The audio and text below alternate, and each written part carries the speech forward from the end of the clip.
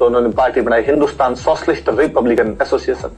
1928 9 और 10 सितंबर फिरोजशाह कोटला दिल्ली के अंदर इसकी स्थापना की गई। फाउंडर चंद्रशेखर आजाद, भगत सिंह, सुखदेव। 30 अक्टूबर 1928 को मैं पहले बता चुका था आपको, पंजाब के गरम दल के बड़े नेता, शेर पंजाब के नाम से जाने जाने वाले लाला लाजपत राय जब साइमन कमीशन का लाहौर में विरोध कर रहे थे, लाहौर जो कि पंजाब की राजधानी हुआ करती थी, और पुलिस लाठीचार्ज के अंदर शहीद हो गए थे। लाठियों द्वारा उनको पीटा गया और उन्होंने कहा था कि मेरे शरीर पर पड़ी एक एक लाठी अंग्रेजी साम्राज्य के ताबूत की कील साबित होगी। युवाओं को बड़ा झटका लगा और युवाओं को लगा रही ये हमारे देश के इतने बड़े नेता को इस प्रकार बेरहमी से ब्रूटल कैसे मारा जा सकता है। करारा जवाब मिलेगा। भगत सिंह जो कि पूरी तरीके से सेकुलर बंदे थे, धर्मनिरपेक्ष व्यक्ति थे जो धर्म में विश्वास नहीं करते थे, जबकि लाला लाजपत राय उतने हिंदूवादी नेता थे, प्रो हिंदू आइडियोलॉजी वाले नेता थे, और भगत सिंह और लाला लाजपत राय के विचार मिलते ही नहीं थे। इवन 1924 के आसपास लाला लाजपत राय ने कोई हिंदुओं के पक्ष में एक बयान दिया था और मुसलमानों के खिलाफ बयान दिया था। भगत सिंह विरोध करना चाहते थे खुलेआम। तो लाला लाजपत राय के लिए कैसे बोला जाए, इतने बड़े नेता थे। भगत सिंह पढ़ाकू थे, बहुत अधिक पढ़ा करते थे। रॉबर्ट ब्राउनिंग की एक कविता है द लॉस्ट लीडर, खो गया हमारा नेता। उन्होंने वो कविता लिखी जब वर्ड्सवर्थ जो था वो स्वतंत्रता का हिमायती नहीं रहा था, स्वतंत्रता का पक्षधर नहीं रहा था, तब रॉबर्ट ब्राउनिंग ने उस पर कविता लिखी थी the lost leader. Bhagat Singh वो कविता जानते थे, उन्होंने एक पेज पर वो कविता लिखी, एक पोस्टर बनाया, उस पर कविता लिखी और साइड के अंदर लाला लाजपत राय का फोटो लगाकर लाहौर की दीवारों पर वो पोस्टर चस्पा कर दिए गए थे और लिखा गया कि हमें ऐसे नेताओं की आवश्यकता नहीं, हम वीणा के इस तार के बिना भी संगीत की गूंज को अनुप्राणित करते रहेंगे। मतलब जो लड़का वैचारिक रूप से लाला लाजपत राय के खिलाफ है, आइडियोलॉजिकली उनकी बातों को नहीं मानता है, वो लड़का लाला जी की हत्या के बाद इतना उद्वेलित हुआ कि उसी ने प्लानिंग किया कि लिस्ट बनाओ लाला जी की हत्या के लिए जिम्मेदार कौन है। और पता चला कि लाला जी की हत्या के लिए जिम्मेदार जेम्स स्कॉट, जेम्स स्कॉट नाम का अफसर है और उसके आदेश पर लाठीचार्ज हुआ था और उसने ये किया है। क्रांतिकारियों ने लाहौर में अपना डेरा जमाया, एक घर किराए पे लिया जिसका नाम था मोजंग हाउस। उस मोजंग हाउस में वो सारे क्रांतिकारी रहते थे। जयदेव कपूर और शिव वर्मा की ड्यूटी लगाई गई कि तुम जाओ रेकी करो, स्कॉट कितने बजे आता है, कितने बजे जाता है, क्या ड्रेस है, क्या व्हीकल है उसका। शिव वर्मा और जयदेव कपूर ने 10-12 दिन की रेकी के बाद बताया कि साहब इतने बजे आता है, इतने बजे जाता है, मोटरसाइकिल लेके आता है। कहा गया अब जाएगा कौन? 3 लोग स्कॉट को मारने के लिए जाएंगे, राजगुरु, भगत सिंह और चंद्रशेखर आजाद। उधर जयदेव वहां पर खड़ा रहेगा, जैसे ही बाइक निकलेगी वो बताएगा कि यही आदमी। राजगुरु गोली मारेगा, जब बाइक से गिर जाएगा तो भगत सिंह गोली मारेंगे और चंद्रशेखर आजाद ध्यान रखेंगे कि उसकी सहायता करने के लिए, अंग्रेज की सहायता करने के लिए कोई दूसरा नहीं आता हो। महावीर सिंह राठौड़ बाहर जीप लेके खड़ा रहेगा और जब ये भागेंगे तो उस जीप में बैठकर वापस मोजंग हाउस आ जाएंगे।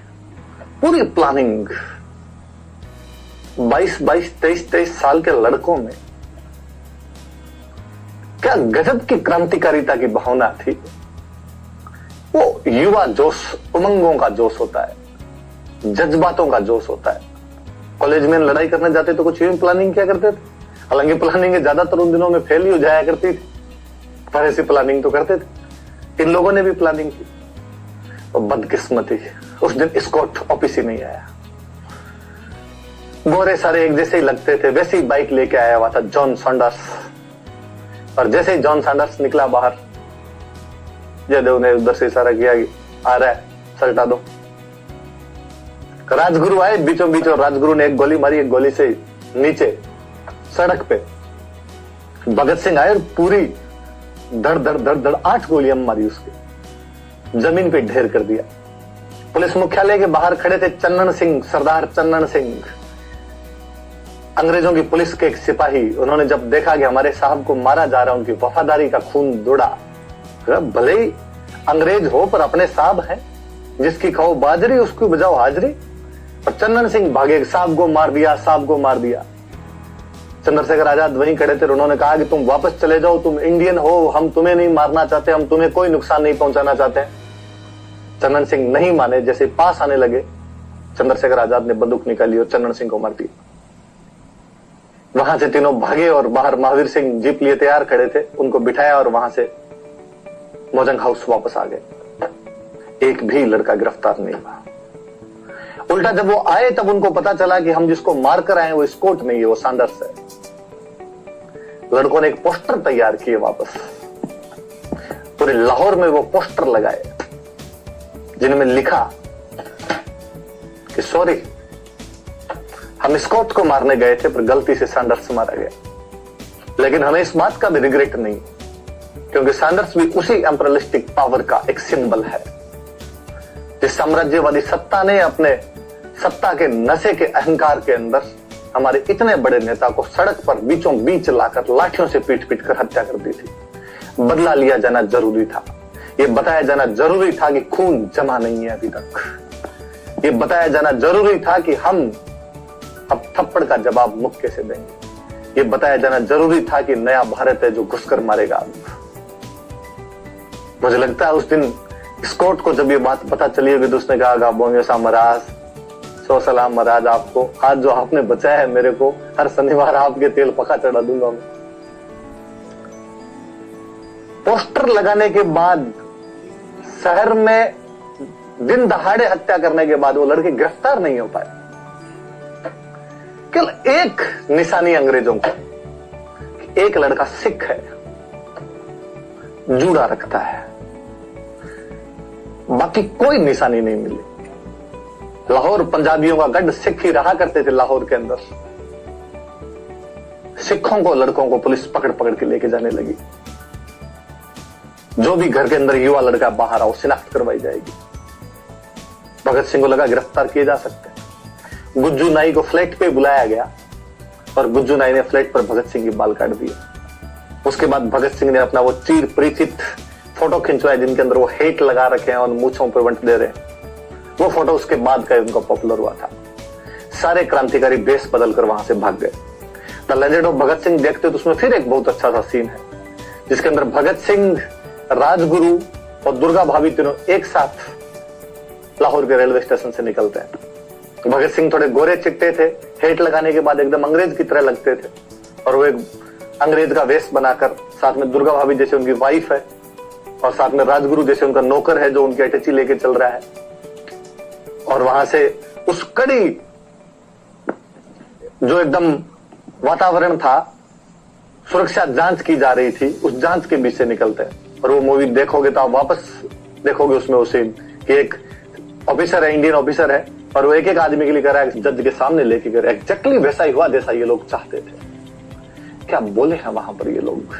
मुझे लगता है उस अजय देवगन वाली लेजेंड ऑफ भगत सिंह के सबसे बेहतरीन सीन वो है जब भगत सिंह वहां ट्रायल रूम में, कोर्ट रूम में उनके सामने बोलते हैं। अब अखबार लगातार भगत सिंह के बारे में लिख रहे थे। हीरो था भगत सिंह देश का, एक 21 साल का नौजवान बढ़ चढ़कर वहां पर अंग्रेजों की धज्जियां उड़ा रहा था। देश के लिए गर्वोन्मुख करने वाला विषय था। लोकप्रियता का आलम यह था कि भगत सिंह गांधी से भी अधिक लोकप्रिय हो रहे थे उन दिनों। अंग्रेजी सरकार को लगा कि यदि जनता का बहाव इस प्रकार से क्रांतिकारियों की तरफ होने लग गया तो ज्यादा दुखदायी होगा। तो क्या किया जाए। बम फेंकने के आरोप में तो ज्यादा से ज्यादा 5 साल की सजा हो सकती है। थोड़ा लंबे टाइम तक और रख लेना, और तो क्या कर सकते हो, बंदा तो कोई मरा नहीं है उसके अंदर। किसी ने कहा साहब इस पर एक केस और है, लाहौर में सैंडर्स को मारने वाले में इसका नाम है, का केस रीओपन किया जाए। केस को रीओपन किया गया। भगत सिंह गिरफ्तार थे, उनके 2 और साथी राजगुरु और सुखदेव भी गिरफ्तार किए गए। 8 अन्य साथी भी गिरफ्तार हुए। आजाद एक बार फिर आजाद रहे, वो फरारी चलते रहे, उन्हें गिरफ्तार नहीं किया जा सका। ये सुखदेव थापर और सुखदेव और आगे राजगुरु का फोटो आ जाएगा। ये जतिन दास नाम याद रखना, अभी मैं बताऊंगा, जतिंद्र नाथ दास। ये वो नोटिस है, ढंग से पढ़ना, जो सैंडर्स को मारने के बाद उन्होंने लाहौर की सड़कों पर लगाया था। Poster after Sanders murder, notice bye Hindustan socialist Republic army, bureaucracy beware, नौकरशाही जाग जाओ, सावधान रहो। इसके अंदर उन्होंने वो पूरी तरीके से अपना लिखा कि हम क्या चाहते हैं, क्या नहीं चाहते। Today the world has seen that the people of India are not lifeless. Their blood has not become cold. दुनिया देख रही है कि भारतीयों का खून ठंडा नहीं पड़ा है। आज हमने दिखा दिया ये सब।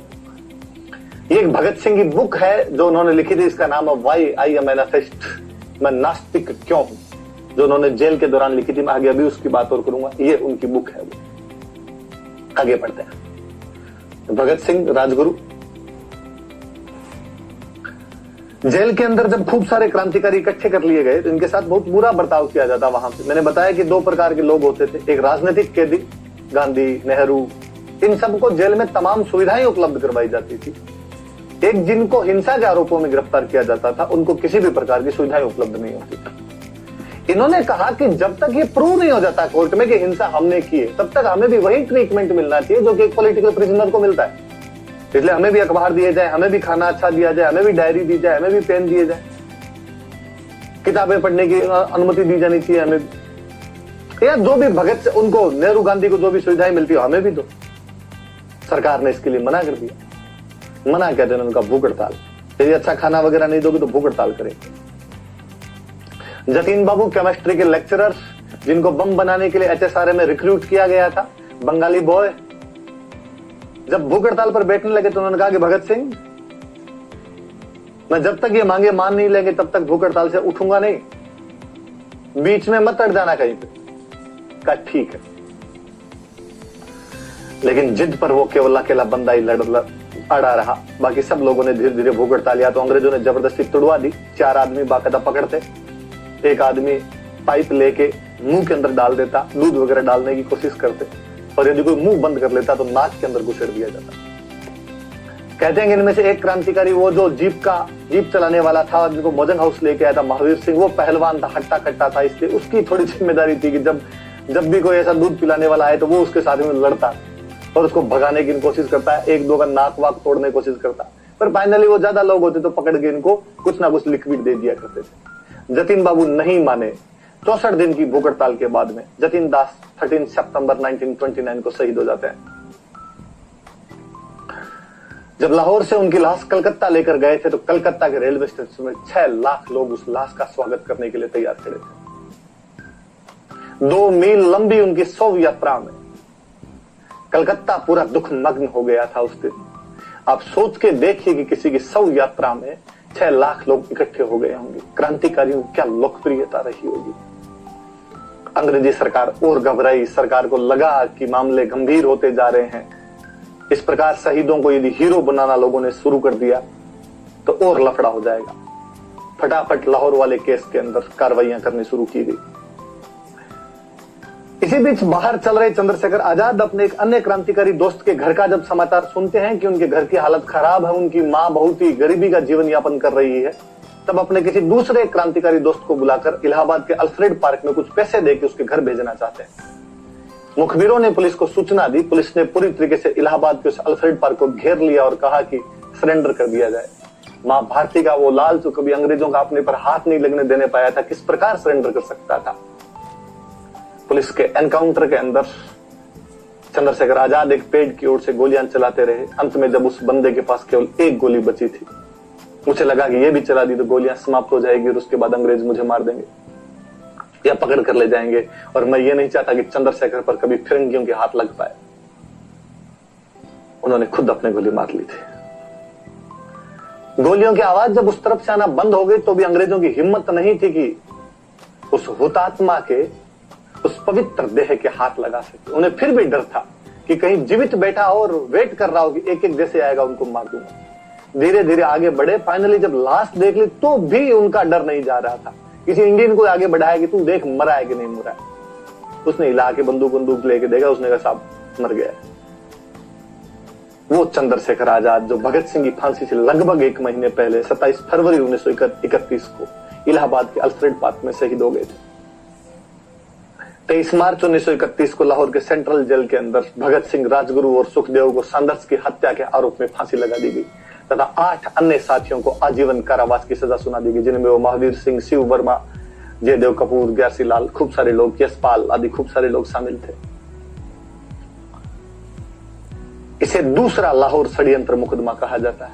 पहला लाहौर षड्यंत्र मुकदमा गदर आंदोलन वालों का था और दूसरा लाहौर षड्यंत्र मुकदमा सांदर हत्याकांड वालों का था। क्या ही अजीब संयोग है कि प्रथम लाहौर षड्यंत्र केस में फांसी पर चढ़े करतार सिंह सराभा को भगत सिंह अपना आदर्श मानते थे।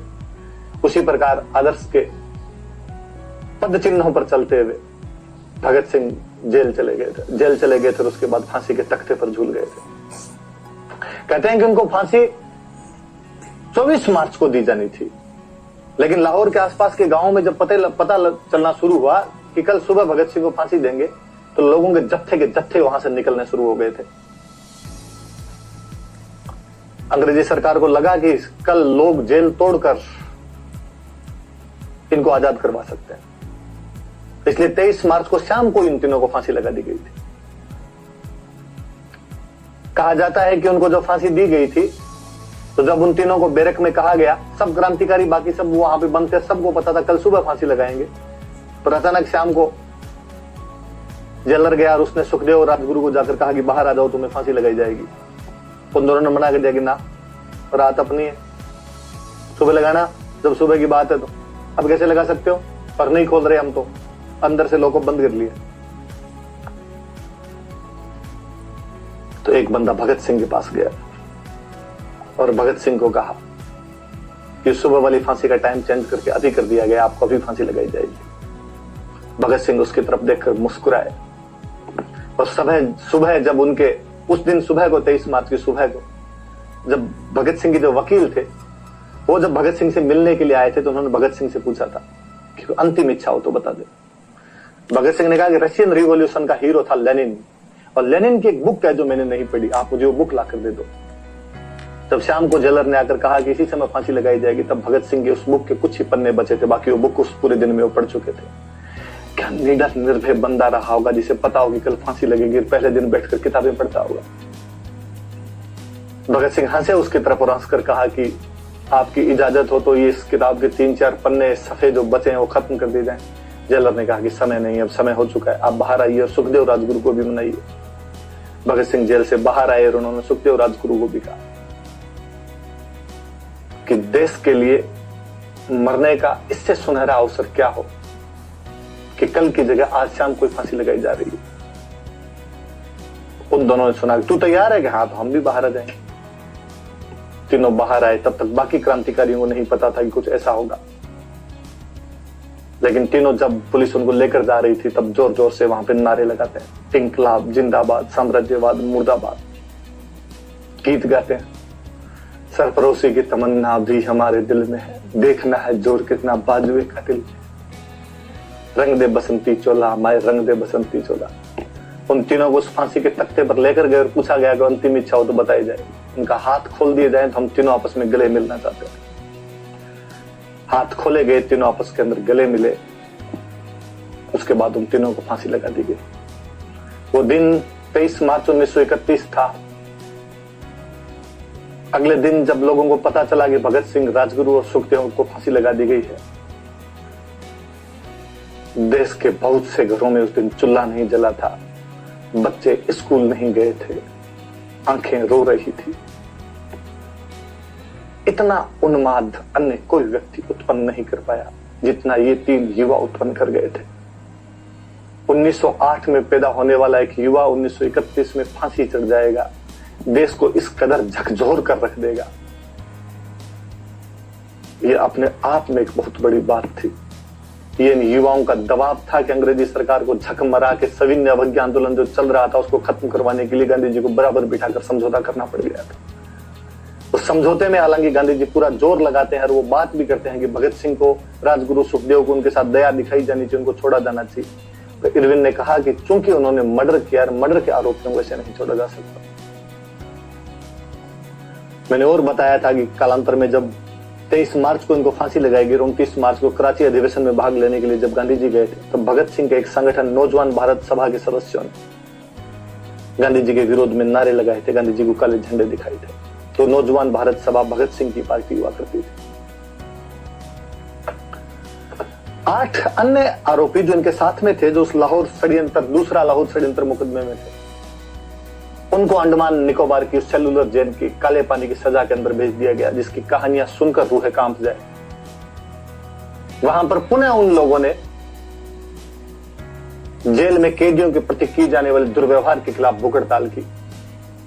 एक बार फिर से उसी तरीके से उनको दूध वगैरह पिलाने की, लिक्विड देने की कोशिश की गई। बाकी लोग मेरी तरह कोई दुबले पतले थे तो अंग्रेज जबरदस्ती पकड़ पकड़ा के उनको दे दिया करते थे। महावीर सिंह फिर थोड़ा हट्टा कट्टा था, इसलिए मानता नहीं था, इसलिए एक बार उसको 4, 5, 10 लोगों ने जबरदस्ती पकड़ के जमीन पे लिटा के उसके नाक के अंदर पाइप डाली गई। गलती से वो पाइप आहार नली की जगह श्वास नली के अंदर चली गई। फेफड़ों में दूध भर गया वो चिल्लाता रहा, लेकिन लगा कि नाटक कर रहा है यूं ही। अंग्रेज छोड़ के चले गए, फिर वो और चिल्लाया, हेल्प हेल्प चिल्लाया। अंग्रेज अधिकारी भाग कर आए, आसपास वाले क्रांतिकारियों ने शोर मचाया कि पहलवान चिल्ला रहा है, पहलवान चिल्ला रहा है। अंग्रेजों को बैरक में देखते ही पता चल गया कि मरने वाला है। उठाकर ले जाने लगे तो पास वाले बैरक से ग्यारसी लाल वापस चिल्लाए कि क्या हुआ है, हमें बताया तो जाए। तब पहलवान ने एक बार थोड़ी सी आंखें खोली और कहा, अच्छा चलता हूं, दुआओं में याद रखना। लाश भी वापस घर वालों को नहीं दी गई थी। अंडमान निकोबार के पास बंगाल की खाड़ी में उसकी लाश फेंक दी गई थी। उस भूख हड़ताल में 3 शहीद हुए थे, मोहित मोइत्रा, मोहन किशोर और महावीर सिंह, जिन तीनों के स्टैचू अंडमान निकोबार के सेलुलर जेल के बाहर लगाए गए हैं। विडंबना यह है कि देश के इतिहास में उन विक्रम विप्लवियों को कोई स्थान नहीं दिया गया है। कितनी विडंबना है कि हम केवल भगत सिंह, राजगुरु और सुखदेव के नाम जानते हैं। उस मुकदमे में वे 8 लोग जो काले पानी की सजा काट कर आए थे, हम उसके बारे में कुछ भी नहीं जानते। हम यह भी नहीं जानते कि देश की आजादी के बाद बटुकेश्वर दत्त जब एक तहसीलदार से कोई पट्टा बनवाने के लिए गए थे, तो तहसीलदार ने यह कहकर बाहर निकाल दिया था कि स्वतंत्रता सेनानी होने का तमगा दिया जा चुका, अब क्या पूरे देश को नोचते फिरोगे। हम यह भी नहीं जानते कि वो बटुकेश्वर दत्त अपने अंतिम समय में दिल्ली के एक सरकारी अस्पताल के अंदर तड़प तड़प कर मरे थे, उनके पास जाने वाला कोई भी नेता नहीं था। हम यह भी नहीं जानते कि जब उससे पूछा गया उस बटुकेश्वर दत्त से कि तुम्हारी अंतिम इच्छा क्या है, तो उसने कहा कि मुझे भगत सिंह की मां से मिलवाया जाए। और जब भगत सिंह की मां आई तो उन्होंने कहा कि बेबे इन्ना नु कहना कि मेरी लाश भी वहीं दफनाई जाए या मेरी लाश भी वहीं जलाई जाए जहां पर भगत सिंह की लाश जलाई गई थी। ये विडंबना इस वजह से है कि history was written by victors. इतिहास विजेताओं के द्वारा लिखा जाता है। विजेता कांग्रेस थी, मैंने जितने नाम गिनाए इनमें से कोई भी कांग्रेसी नहीं था। क्रांतिकारियों के पन्ने यदि 2 पन्नों में समेट कर रख दिए जाते हैं, तब ये सोचने पर विवश होना पड़ता है कि वे लोग जो भले ही दूसरी धारा के रहे हो, लेकिन यदि देश को आजादी दिलाने में अपने खून का कतरा कतरा तक बहा दिया था, जिनके लिए भले ही आज हम कहते रहे कि शहीदों की चिताओं पर लगेंगे हर बरस मेले, वतन पर मिटने वालों का यही नामो निशान होगा। और केवल उनके 23 मार्च का दिन जब भी आता उसको शहीद दिवस के रूप में मनाकर या उनकी पुण्यतिथियां और जन्मतिथियां मनाकर अपनी इतिश्री कर ले। पर इस सरकारों से सवाल पूछे जाने चाहिए कि जब तमाम तुम्हारी योजनाएं गांधी, नेहरू, दीनदयाल और श्यामा प्रसाद और